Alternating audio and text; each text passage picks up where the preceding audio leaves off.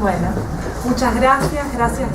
por la invitación, a Adriana, a Marina. Lo que traje para compartir con ustedes hoy tiene que ver con una especie de resumen y estado, digamos, de la cuestión de las cosas que vengo trabajando en relación a los años 80 y tiene así como un tinte de trabajo en progreso que me gustaría compartir con ustedes. Desde hace varios años, algunos, no tantos, mi trabajo de investigación se viene construyendo en torno a una perspectiva multidisciplinar. Yo no soy historiadora, soy cientista política, pero en realidad mi área de trabajo es la teoría política contemporánea. Y entonces esta perspectiva multidisciplinar en la que intento venir trabajando intenta también combinar los aportes de la teoría política contemporánea, como les decía, lo que se conoce como su vertiente postmarxista, postfundacional, y la teoría del discurso político, para estudiar los cruces, las articulaciones entre tradiciones políticas como populismo, democracia, socialismo y liberalismo en la transición democrática argentina. Este recorrido tuvo un primer resultado, que fue mi tesis doctoral,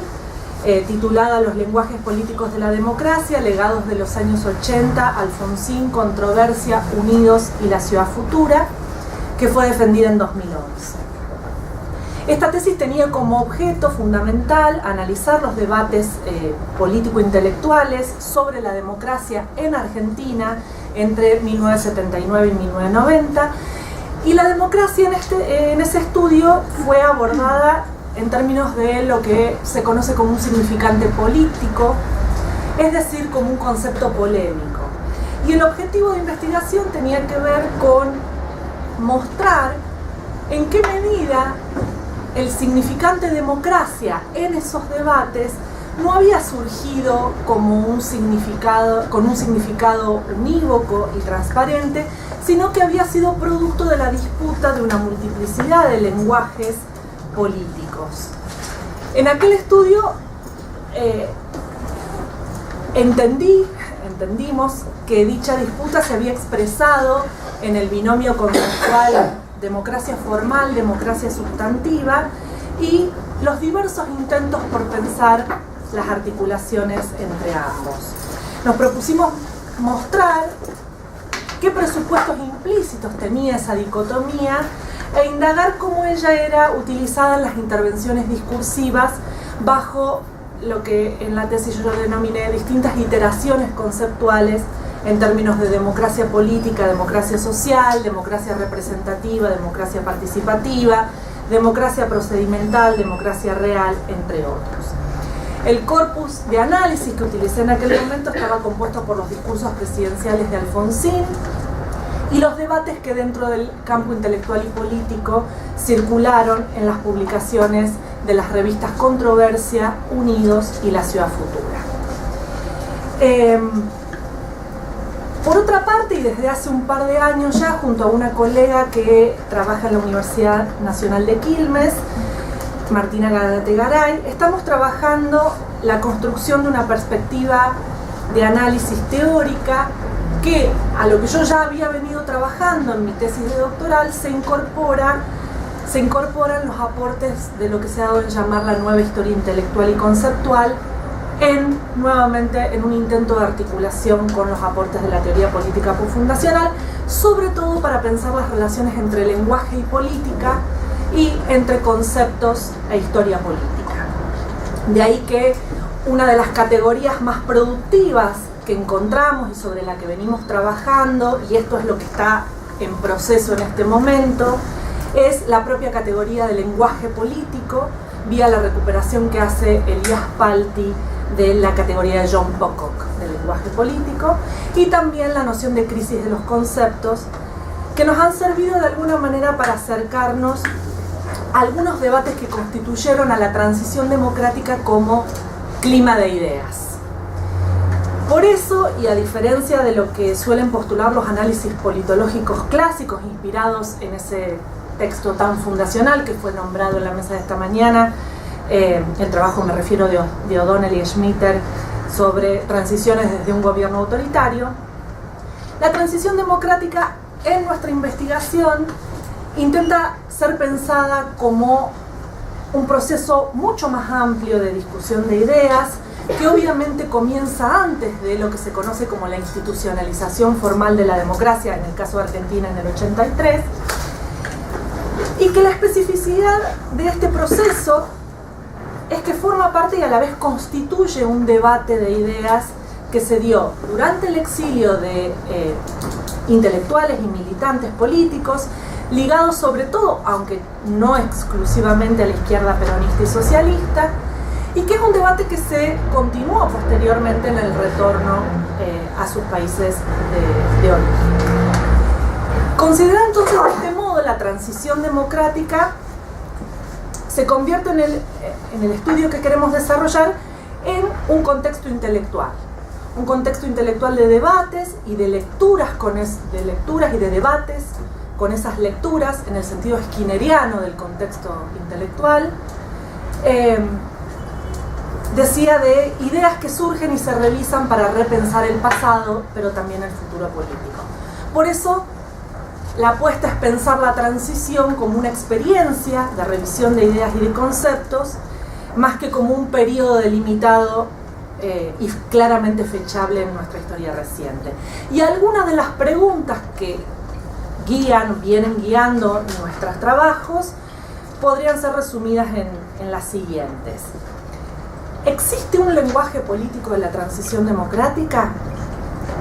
Si existe, ¿cuáles serían sus características o sus especificidades? Más aún, ¿es posible hablar de un lenguaje político? ¿O podría decirse que la transición fue construida como contexto y clima de ideas, insisto, en torno a una multiplicidad de lenguajes políticos? ¿Cuáles serían si este fuera el caso?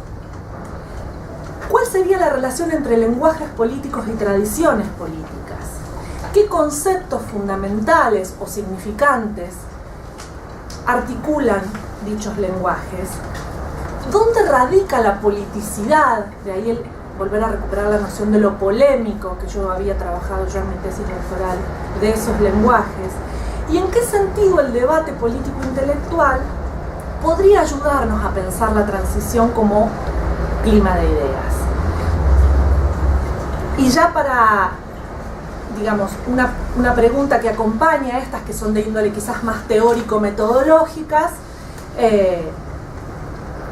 tiene que ver con cuál sería la novedad que presentaría el trabajo con revistas y con polémicas intelectuales, que ese sería, digamos, nuestro corpus de trabajo,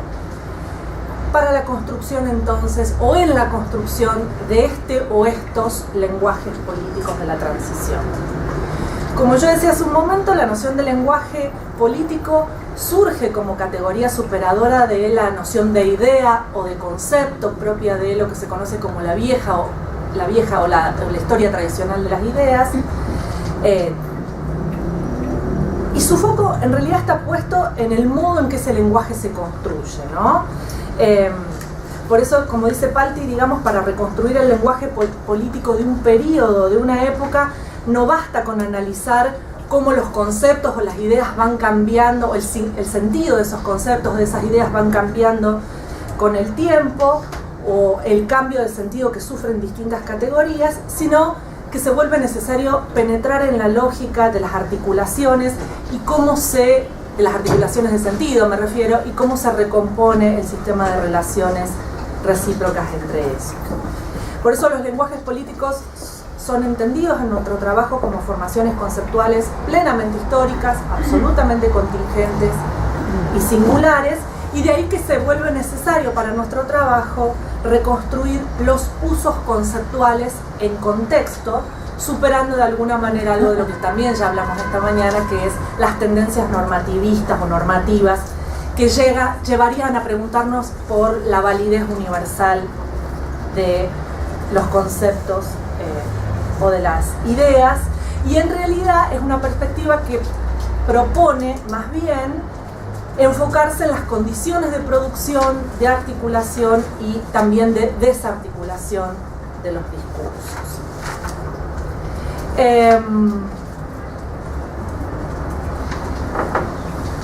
Así, la nueva historia intelectual, digamos, nos interpela no solo a observar cómo el significado, vuelvo a repetir, de los conceptos cambia a lo largo del tiempo, sino fundamentalmente, y acá hay una clave analítica importante para nuestro trabajo, indagar qué es lo que impide a un concepto alcanzar su plenitud semántica. Esto de alguna manera nos obliga a cambiar el foco de la mirada y a entender que si el significado de los conceptos no puede de alguna manera ser fijado de un modo determinado, no es porque este va cambiando en el tiempo, sino porque hay una dimensión intrínseca en los conceptos que hace que este pueda ser fijado de un modo indeterminado, básicamente. De la mano entonces de los aportes de la nueva historia intelectual, articulados con una cierta concepción de lo político que nosotros recuperamos de las concepciones posfundacionales de lo político, sobre las cuales no me voy a meter por cuestiones de tiempo, es que estamos trabajando en construir este conjunto de supuestos teórico-metodológicos para indagar en qué medida los aportes de este campo multidisciplinar pueden resultar productivos para trabajar con revistas político-culturales. También es a partir de la mencionada renovación de la nueva historia intelectual que el trabajo con revistas ha visto renovado su estatuto, digamos, como objeto de análisis. Algunos trabajos se han centrado en la relación de las revistas con las ideas, con los contextos. Las revistas han sido entendidas, digamos, como espacios dinámicos de circulación y de intersección de discursos, pero también han sido entendidas las revistas como actores que participan de alguna manera en la definición de ciertos sentidos de las culturas nacionales y transnacionales. Pero fundamentalmente, y acá recuperamos una idea de Sarlo, las revistas en realidad son tomadas en nuestro trabajo como laboratorio de ideas, básicamente, ¿no? La noción de laboratorio de ideas nos resulta sumamente productiva en la medida en que entendemos a las revistas como una práctica de producción y circulación con un impulso hacia la esfera pública, digamos, que reconstruye los sentidos e interviene sobre una determinada coyuntura. Por eso pensamos que las revistas de debate político-intelectual pueden ser entendidas en esta clave como un índice y un factor de una realidad determinada, de un contexto, como nos importa o nos interesa recuperar a la transición, y al contenido que circula a través de ellas, de alguna manera como una lente discursiva que define la perspectiva de análisis de una época y sobre una determinada problemática. De ahí que pensamos a las revistas como una puerta de entrada novedosa para explorar ese momento de transformaciones profundas que representó la transición democrática, porque nos permiten entender los cambios políticos e ideológicos de esa época tan particular, de ese momento, de ese contexto, ahondando en las fisuras, en los pliegues, en las contradicciones y en sus aporías, básicamente. Para finalizar, la hipótesis general del trabajo que venimos sosteniendo es que efectivamente es posible pensar a la transición democrática como un contexto que, concebido desde las premisas de la nueva historia intelectual y conceptual, se constituye como un clima de ideas en torno a una multiplicidad de problemas teórico-conceptuales, que habilitó un lenguaje político particular sobre el cual necesitamos indagar mucho más, y que pensamos que este lenguaje, incluso con la duda que yo presenté en los interrogantes hace un momento, de dilucidar si se trata de un lenguaje o de una multiplicidad de lenguajes, puede ser reconstruido a partir de los debates, de las controversias y de las polémicas intelectuales que se suscitaron justamente a partir de la revisión de ciertos presupuestos para pensar tanto la teoría como la práctica política, y que ahí radica, digamos, el trabajo el trabajo más en clave de teoría política, que es recuperar la dimensión esencialmente política de la democracia en esos años. Como yo les comentaba, la apuesta es, en mi caso particular, seguir trabajando con las revistas Controversia para el examen de la realidad argentina, una revista que, como todos ustedes saben, fue editada en el exilio mexicano, con punto de vista, con la ciudad futura y con crítica y utopía. Ese es el recorte, en mi caso particular, para este momento de mi trabajo. Claro que no es el único, claro que se puede ampliar, claro, digamos, que pueden ser extendidos, pero también la idea es sumar un conjunto de trabajos y de producciones, con ello me refiero a papers, ponencias, artículos y presentaciones, que fueron surgiendo en distintos espacios de intercambio como coloquios y seminarios o mesas de debate, muchos de los cuales fueron publicados en estas revistas que les estoy comentando y que generaron debates, réplicas, respuestas entre ellos. En lo que se refiere a la etapa de trabajo en la que nos encontramos, hubo toda una primera parte que tenía que ver con empezar a intentar delimitar esta perspectiva teórico-metodológica y empezar a despejar algunas dudas respecto de por qué la nueva historia intelectual, en clave de articulación con los aportes de la teoría política postfundacional, pueden ser una clave productiva y que nos permite ver o entender en relación a, digamos, los análisis más clásicos en términos de la politología respecto de las transiciones, y ahí, digamos, desarrollamos un par de trabajos que tienen que ver con esta dimensión más teórico-metodológica, como les decía, y en lo que se refiere al trabajo de las revistas más puntualmente, el trabajo con la reconstrucción de un conjunto de polémicas que me servían para justamente iluminar cuáles habían sido esos conceptos, esos significantes que habían estado circulando en el debate político-intelectual y que de alguna manera construían un cierto sentido de lo político en esos años. Es así que trabajé, digamos, con las polémicas socialismo, populismo y democracia, en términos comparados en el caso de Controversia y de la ciudad futura, los legados del debate político-intelectual para pensar América Latina, en la reconstrucción de esas polémicas entre populismo, socialismo y democracia, un trabajo que estuvo bien enfocado sobre cómo aparece la categoría de hegemonía para pensar la tensión entre socialismo y democracia en el marco de lo que fue el seminario de Morelia en México. Y en este momento estamos trabajando sobre una idea que intenta dar un pasito más allá, en la medida en que pretende ser una lectura comparada, digamos, en relación al lugar y a la figura del pacto político en la transición democrática, e intentando ver ahí el lugar diferencial que ocupa la figura del pacto político en la transición democrática argentina. Por eso mucho de lo que se habló sobre el consenso esta mañana me va a aportar y me deja pensando algunas cosas, para hacer una lectura en comparación cómo funcionó esa figura política en el caso de la transición chilena. Por ahora